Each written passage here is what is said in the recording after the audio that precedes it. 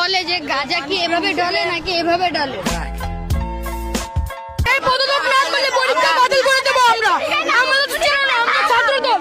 শহীদ জিয়া অমর হোক, বাংলাদেশ জিন্দাবাদ। আমাকে একদিন এই ঘরে এখানে মারছে, আমি 3 দিন জ্বরে উঠতে পারি না। মেয়েদেরকে মানে ব্যাড টাচ তো করে, সাথে ছেলেদের এই যে চুলের এটা ধরে এইখানে মারে এবং তিনি অনেক অশ্লীল কথা বলে ক্লাসের ভিতরে। আমি কোথায় ঘুমাবো আজকে?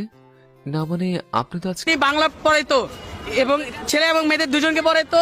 সে প্রত্যেক মানে তাদের স্টুডেন্টের মধ্যে একজন মেয়ের সাথে সে প্রেম করছে, দেন তার মার সাথে প্রেম পরকীয়া করছে, এবং জঘন্যতম কাজ আমাদের সাথে মেয়েদের সাথে করতেছে। আমাদের এবং সে ঈদের পর আমাদের এই ক্যাম্পাসে জয়েন করছে এবং প্রত্যেকটা কথা মধ্যে সে হাদিসের কথা বলে। সে কোনোদিনও প্রত্যেকটা মেয়ে বলছে কোনোদিন হাদিসের কথা বলে না, কিন্তু আজকে সে এখানে সে হাদিসের কথা বলছে। আচ্ছা, এই পদত্যাগ যদি উনি না করে তাহলে কি করবে?